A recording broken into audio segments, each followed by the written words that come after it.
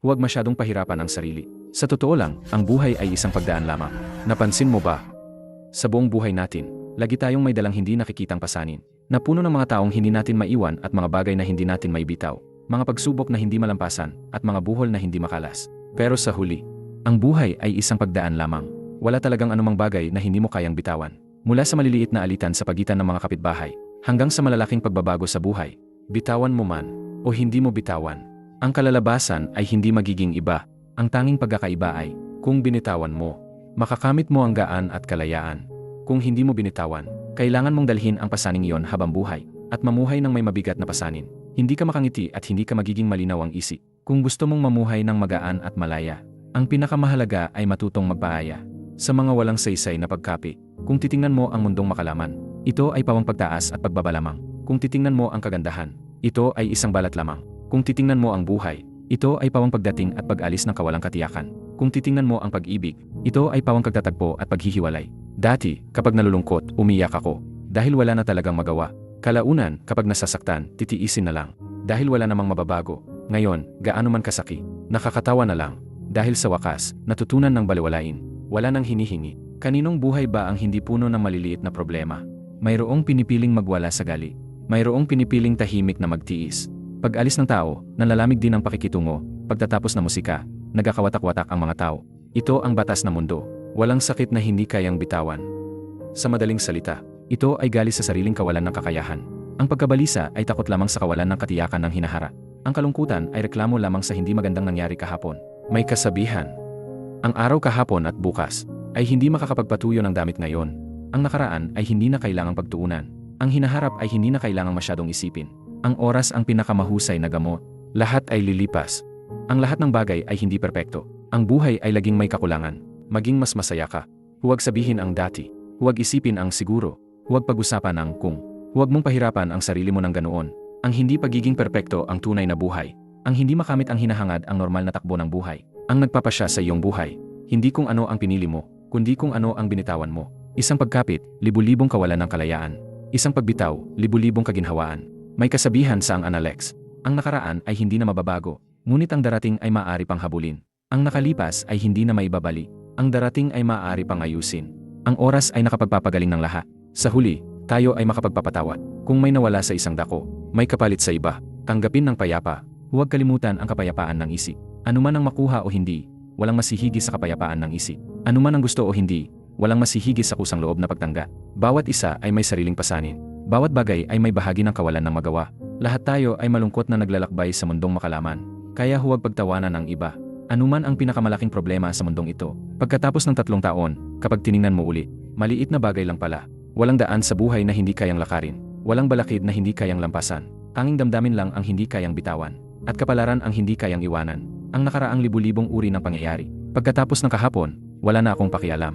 Ang mga darating na araw, libu-libong uri. Simula ngayon, magsimula muli. Sa paglalakbay sa buhay, dapat tayong matutong magpatawad. Matutong kumilos ayon sa kakayahan. Umunawa sa sitwasyon. Kung ano ang kaya, iyon lang ang gawin. Walang saysay ang paglaban sa mas malakas. Ang pagtatangkang walang saysay ay magdudulot lamang ng kahihiyan. Maikli ang buhay. Bakit pa kailangang mag-isip ng sobra? Baliwalain ang panalo at talo. Hayaan ang puso na sumunod sa agos. Bitawan ang nakaraan. Pahalagahan ang kasalukuyan. Huwag matakot sa hinahara. Sa hirap, matutong magtiis. Sa ginhawa, matutong magpigil. Sa tagumpay, ngumiti ng payapa. Sa kabiguan, tanggapin ng buong puso. Laging panatilihin ang isang mapagpakumbabang puso.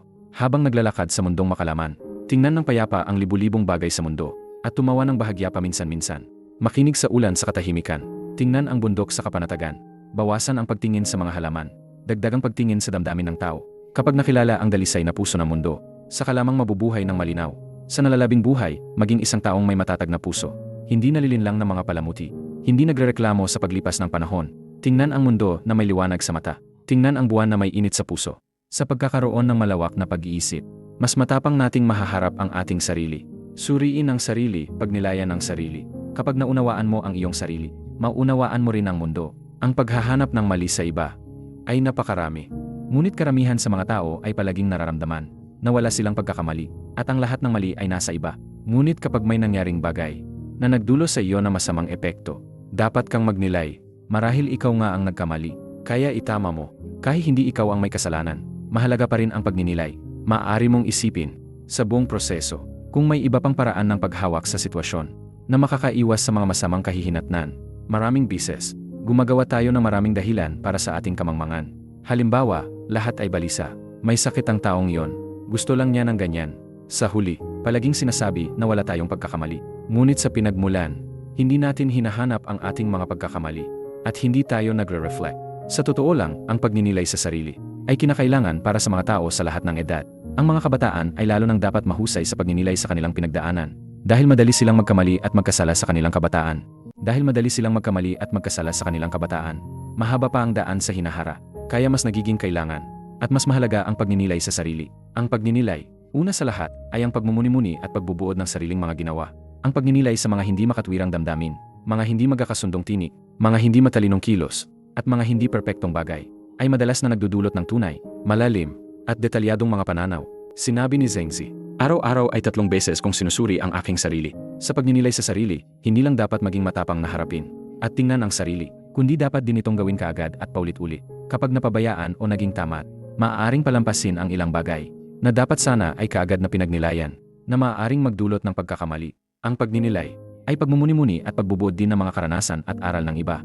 Bagaman ang sariling karanasan at aral ay mas direkta at mas totoo, ang lawak at lalim nito ay limitado. Upang makakuha ng mas malawak at mas malalim na karanasan, bukod sa pagninilay sa sarili, dapat ding matuto mula sa mga karanasan at aral ng iba. Ang pinakamababang halaga ng kayamanan ay ang ituring ang mga aral ng iba bilang sariling aral. Kung ang isang kabataan ay kayang magnilay sa sarili at magnilay din sa iba, kung mahusay siyang kumuha ng aral mula sa karanasan ng iba, mas madali siyang magtatagumpay at may iwasan ang mga pagkakamali. Ang pagninilay ay pangunahing pag-iisip at pagbubuod sa mga kabiguan at pagkakamali. Magkwento tayo. Noong unang panahon, may isang mayaman na nagagalit sa tuwing may hindi magandang nangyayari. Naging masama ang relasyon niya sa kanyang mga kapitbahay at kaibigan. Siya mismo ay naiinis din. Gusto niyang magbago, ngunit hindi niya magawa kaagad. Palagi siyang malungkot. Isang araw, habang nakikipag-usap sa isang matalik na kaibigan, ibinuhos niya ang kanyang sama ng loob. Pagkatapos makinig, sinabi ng kaibigan niya na may isang matandang monghe sa Nanshan Kuo na isang mataas na monghe na marahil ay makakatulong sa kanya sa problemang ito. Kaya tinuntahan ng mayaman ang monghe at tinanong ang matandang monghe kung bakit siya laging nagagalit. Ngumiti ang monghe at hindi sumagot. Dinala niya ang mayaman sa pintuan ng isang maliit na bodega at pinapasok siya. Nagulat ang mayaman at hindi niya maintindihan ang ibig sabihin ng monghe. Ngunit pumasok pa rin siya ng may pag-aatubili. Sa sandaling iyon, mabilis na isinara ng matandang monghe ang pinto. Nilok ito at umalis. Nang makita ito ng mayaman, sobrang nagalit siya, kaya't sinimulan niyang murahin ang monghe. Matagal siyang nagmura. Ang mataas na monghe ay hindi rin siya pinansin. Ang mayamang tao ay muling nagsimulang magmakaawa. Ngunit ang mataas na monghe ay parang walang narinig pa rin. Sa huli, ang mayamang tao ay sa wakas tumahimik. Lumabas ang mataas na monghe sa pinto at tinanong siya, "Galit ka pa ba ngayon?" Sumagot ang mayamang tao, "Nagalit lang siya sa sarili." Galit sa sarili kung bakit siya napunta sa ganitong lugar para magdusa. Sinabi ng mataas na monghe, ang isang taong hindi kayang patawarin ang sarili, paano niya mapapatawad ang iba? Pagkatapos magsalita, umalis na naman siya. Pagkaraan ng mahabang panahon, muling tinanong ng mataas na monghe ang mayamang tao kung galit pa rin siya. Sumagot ang mayamang tao, "Wala ring magagawa kung magagalit. Hindi naman ako makakalabas." Muling umalis ang mataas na monghe. Nang ikatlong beses na dumating ang mataas na monghe sa pinto, agad na lumapit ang mayamang tao at sinabi, "Hindi na ako galit ngayon. Hindi ito sulit." Ngumiti ang mataas na monghe at sinabi, "May ugat pa rin ng galit sa iyong puso." Pagkaalis ng mataas na monghe, nagsimulang magnilay ang mayamang tao sa loob ng bahay. Sa wakas, isang araw, habang nakatayo ang mataas na monghe sa labas ng pinto na sinasalubong ang paglubog ng araw, tinanong ng mayamang tao ang mataas na monghe, "Maestro, ano ba ang galit?" Dahan-dahang ibinuhos na mataas na monghe ang tsaa sa kanyang kamay sa lupa. Matagal na tiningnan ito ng mayamang tao. Bigla niyang naunawaan. Pagkatapos magpasalamat, umuwi na siya. Mula noon, pinagnilayan ng mayaman ang kanyang mga ginawa at nagbalik sa kapayapaan. Nilinaw niya ang kanyang sarili at narating ang antas ng hindi alam kung ano ito. Kung gayon, paano natin pagninilayan ang ating sarili? Una sa lahat, kailangan nating mag-isip ng seryoso. Suriin ang ugat ng problema. Tingnan kung saan talaga nagmumula ang problema. Higit sa lahat, dapat matutong magnilay sa sarili. Huwag laging sisihin ang mga pagkakamali ng iba. Pangalawa, dapat tama ang pagtatasa sa sarili. Ang pagkakamali ba ay nasa iba lang? May problema ba talaga sa sarili? Kung nagbago ang direksyon ng mga pangyayari, dapat magnilay kung may mga aspeto sa sarili. Ang hindi pagbibigay pansin ang nagdulot ng pagbabago. Upang maging tunay na epektibo ang pagninilay, ang susi ay ang isabuhay ang kalamang nakuha mula sa pagninilay. Kung nais mong magbunga ng ginintuang ani ang iyong kabataan, isang napakahalagang punto ang masipag na paggawa at mahusay sa pagninilay. Sa ganitong paraan, lamang magiging posible na gawing tagumpay sa hinaharap ang mga pagkakamali ng nakaraan, at gawing mas malaking tagumpay ang mga nakaraang tagumpay. Doon mo lamang tunay na matitikman ang nektar ng buhay, at masisiyahan sa kagalakan na masaganang ani na ibinigay ng panahon. Lasapin ang buhay ng may payapang isipan. Makikita mong mas lumambot ang iyong kalooban, at mas maunawaan ang tunay na kahulugan ng buhay. Patuloy na naghahanap ang mga tao ng isang dalisay na lugar. Umaasang malinis ang kanilang puso't isipan, at mamuhay ng masaya. Sa isang payapang isipan, lasapin ang buhay. Doon lamang lalambot ang iyong kalooban, at makabubuo ng magandang pananaw sa mundo. Sa buhay ng tao, hindi laging maayos ang lahat. Palaging may mga hindi inaasahang problema. Minsan, dahil sa isang bagay, hindi natin ito malampasan at nagdudulot ng maraming pagkabahala. Nagrereklamo tayo sa ating sarili o sa iba. Nagrereklamo sa kawalang katarungan ng langit. At iniisip na tayo ang pinakamalungkot na tao sa mundo. Ngunit sa katotohanan, nangyari na ang mga bagay-bagay. Hindi natin mababago ang resulta. Ngunit mababago natin ang ating pananaw. Kapag may masamang nangyari sa atin, dapat tayong kumalma at pag-isipan itong mabuti. Sa isang payapang puso, ngumiti sa mundo. Ngumiti sa mundo. Madalas na itinuturo ni Buddha sa lahat ng nilalang. Huwag gumawa ng masama. Gawin ang lahat na mabuti. Linisin ang sariling isipan. Ito ang Budismo. Sinasabi sa atin ng Budismo, huwag gumawa ng masama. Kung mas marami kang ginagawang kabutihan, mas maganda ang magiging resulta. Sa buhay, hindi may iwasan ang mga hindi inaasahang pangyayari. Kung ang mga pangyayaring ito ay nagdudulot ng masamang wakas, madali itong magdulot ng pagkasira ng loob o tuluyang pagkawala ng pag-asa. Sa harap ng ganitong sitwasyon, itinuturo ng Budismo na magkaroon tayo ng malinis na puso upang buong pagpapakumbabang harapin ang iba't ibang pagsubok na pansamantalang dumarating sa buhay at mamuhay ng masaya. Sa harap ng kabiguan at pagkabigo, ngitian lang at muling bumangon. Sa harap ng hindi pagkakaunawaan at ngitian lang at manatili sa iyong pagkatao. Sa harap ng papuri at paghihikaya, ngitian lang at patuloy na umunlad.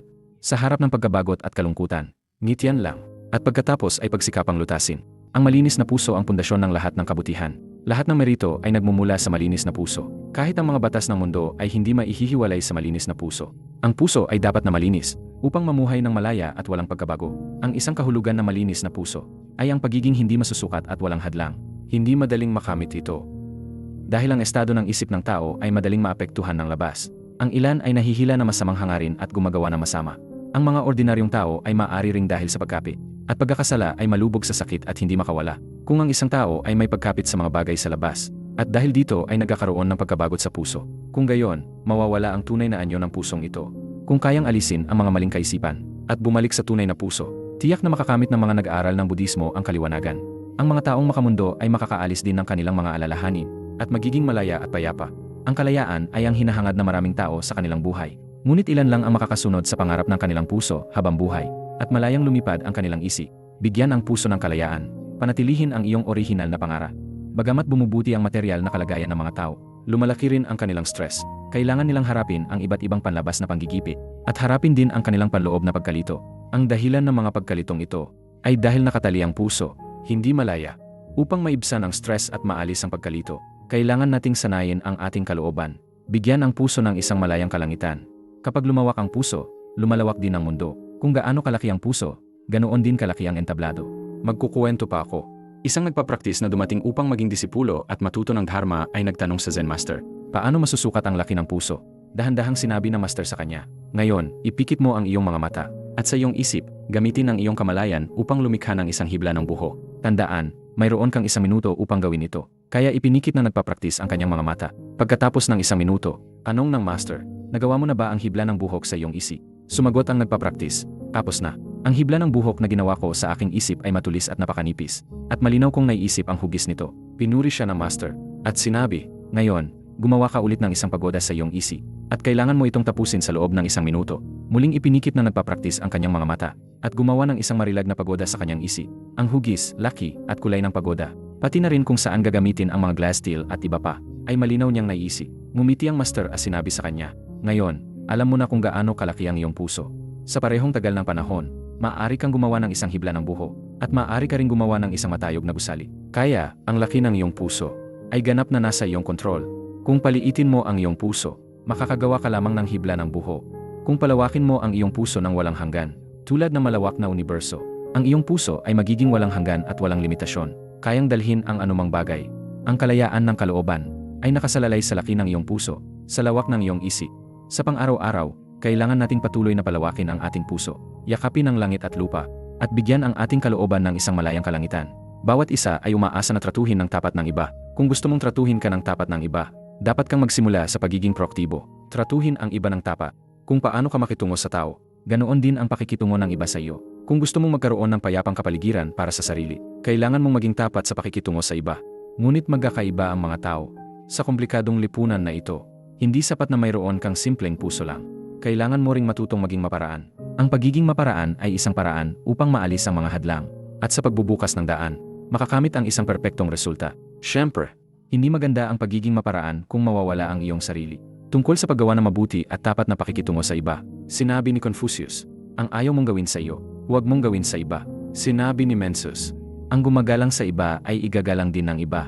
Bawat isa ay umaasa na tratuhin ng tapat. Kung gusto mong tratuhin ka ng iba ng tapat, dapat kang maging proaktibo at tapat sa pakikitungo sa kanila. Kung paano ka makitungo sa tao, ganoon din ang pakikitungo ng iba sa iyo. Kung ikaw ay mabait sa iba, ganoon din ang pakikitungo nila sa iyo. Ngunit hindi rin may tatanggi na mayroon talagang mga mapagkunwari, tuso, at mapanlinlang na tao sa buhay. Sila ay mapanlinlang, ginagamit ang katapatan ng iba, at pinaglalaruan ang kabaitan ng iba, man lamang sa mga walang kamalay-malay. Apakan ang tunay na damdamin ng iba, gumanti na masama sa kabutihan at ng kasamaan sa kabaitan. Ngunit, ang ganitong uri ng tao ay napakakaunti sa buhay. Kapag sila ay ganap na nalantad, tiyak na sila ay kukuninahin at duduraan ng mga matuwid na tao. Sila ay kamumuhian at itatakwil ng grupo. Sa komplikadong lipunang ito, hindi sapat ang pagkakaroon lamang ng simpleng puso ng katapatan. Dapat din nating malaman kung paano maging maparaan. Sa totoo lang, maging sa trabaho o sa buhay, minsan, kailangan talaga ang pagiging maparaan. Ngunit kung palagi kang ganito, hindi ito palaging maganda.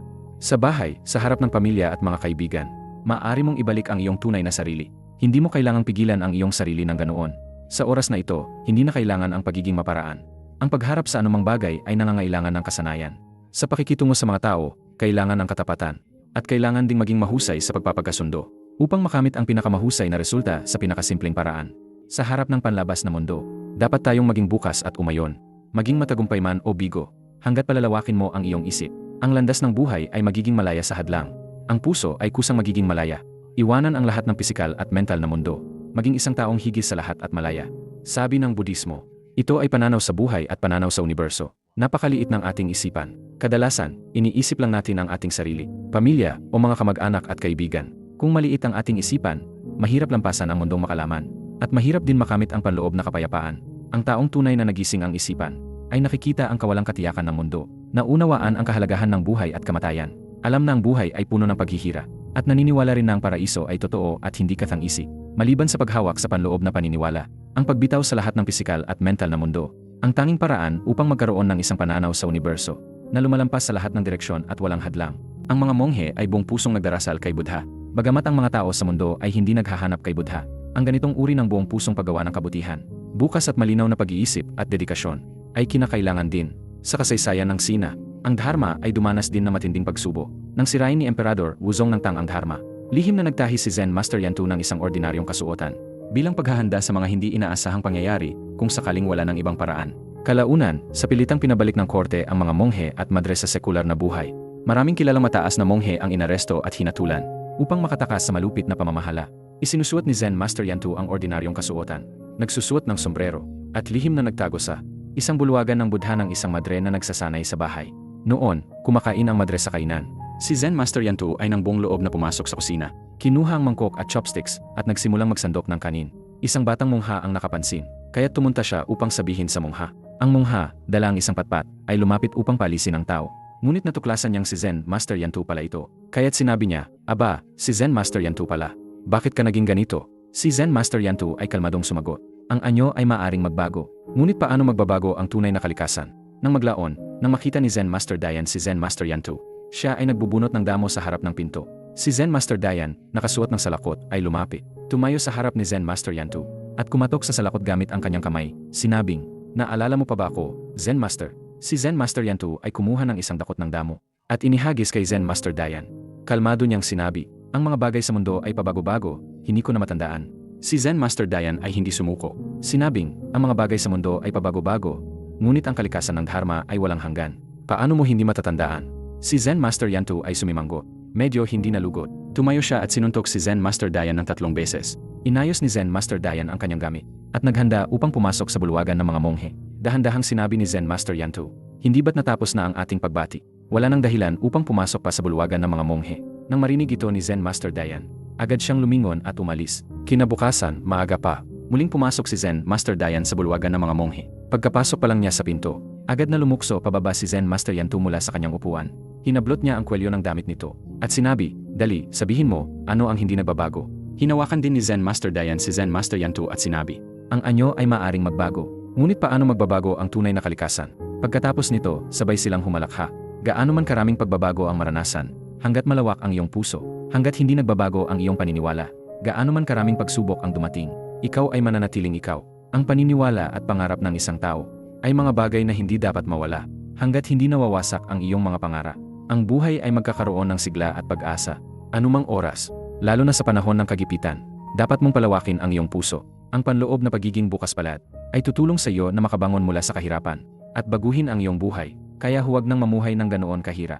Maikli ang buhay, matutong magparaya, matutong magnilay, matutong harapin ang lahat ng may payapang isipan.